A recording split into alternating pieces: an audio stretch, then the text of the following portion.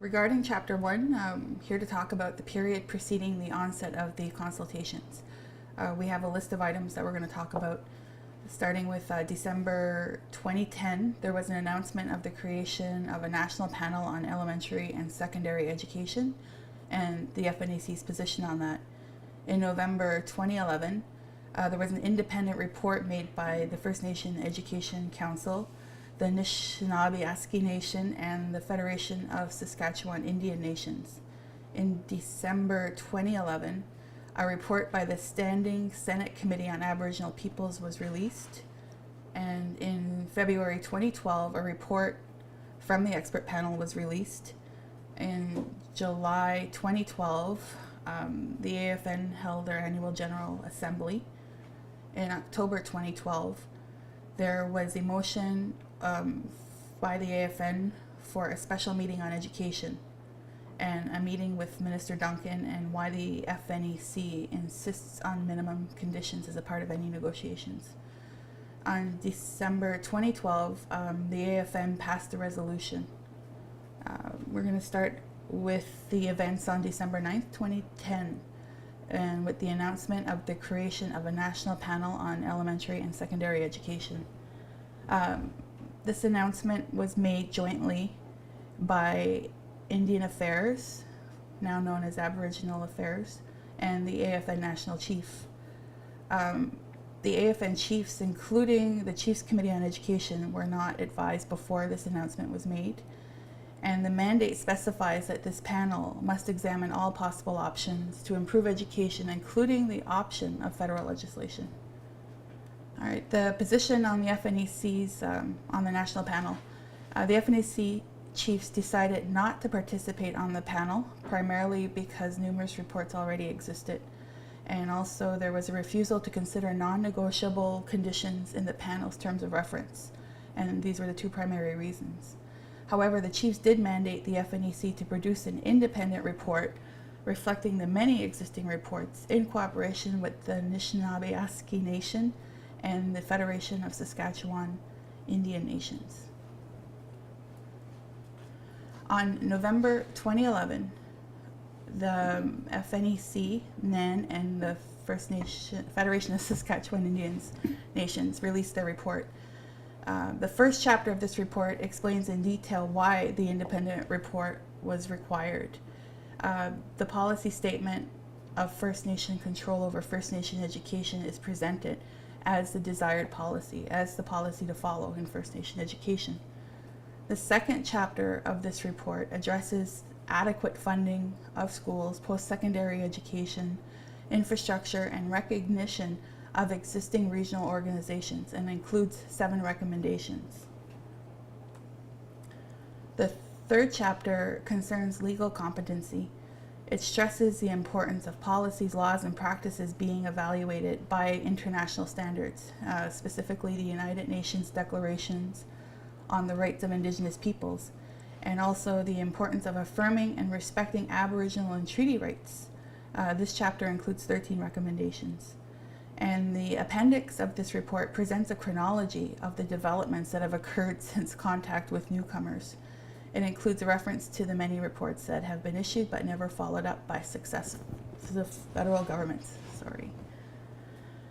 Oh, and the report, this report that was released in 2011, it received the support of the FNAC chiefs. It received the support of the AFN Executive Council. It reinforces reoccurring themes that we've been reiterating over and over again on consultation on the Education Act, as well as our inherent and treaty rights. It is, if no reference is made to it, if we're not building upon this document, it runs the risk of falling by the wayside. In December 2011, the Senate released a report by the Standing Senate Committee on Aboriginal Peoples. One interesting recommendation of this report was that any act explicitly recognizes the authority of First Nations for on-reserve elementary and secondary education, and that it enables the establishment of First Nations controlled second and third level structures. I guess the emphasis there is on First Nation control over First Nation education. However, as we will see further on, nothing in the discussion guide issued by ANSI, the federal government, makes any indication that First Nation control over First Nation education will be recognized. In February 2012, the National Expert Panel released its report. It stated that First Nation children have the right to an effective education system adapted to their culture. It also included the following recommendation. The first recommendation referenced is to co-create a child-centered First Nation Act. As seen further on, a motion and resolution adopted in October and December respectively condemns the unilateral process initiated by the federal government. In July 17th to 19th at 2012 at the AFN Chiefs Annual General Assembly in Toronto, participants agreed to a special meeting on the issue of education and the federal legislation project. The FNAC at this time advocated for a clause in any negotiations or agreement or resolution that would require the federal government to clearly commit to minimum and non-negotiable conditions, but this option was dismissed at the time.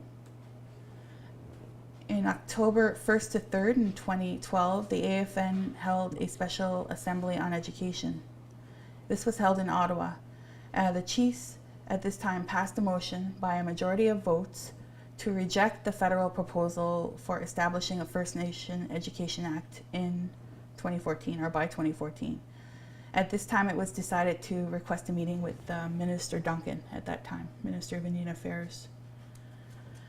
On October 5th, 2012, there was a meeting with Minister Duncan, and once again, FNEC had made a recommendation for the insertion of minimum conditions and guiding principles prior to any commitment to a joint approach.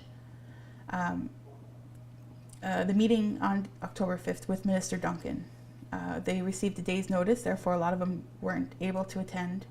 The meeting, however, was attended by the national chief, and there was a limited number of chiefs who accompanied them. The only conclusive result of this meeting was that Duncan agreed, or Minister Duncan agreed, to a meeting with the CCOE in January of 2013. As to why the FNEC is requesting minimum conditions in terms of dealing with the federal government, first of all, we've been negotiating and lobbying successive federal governments on the importance of new relations based on respect and goodwill. The results have never been successful. In our opinion, in the opinion of the FNEC, failure to reach an agreement on non-negotiable policies or fundamental principles are indicative that the two parties can't engage in a serious collaborative process. If either party refuses to commit to any outcome or any minimum standards, that just makes the whole process weak. If the federal government refuses to take an official stance regarding policies and principles for which there is broad consensus by First Nations across Canada and are related to recognize fundamental and human rights, it's difficult to justify, and the government will have to bear the brunt of blame. If they're not going to agree to minimum standards at the beginning of any process, the process is flawed from the beginning. On December 1st to 5th in 2012, the AFN had a General Assembly. And during this General Assembly, a resolution reiterated the oppositions of chiefs from across Canada any federal legislative initiative that fails to consider the priorities, decisions, and legal competence of First Nations.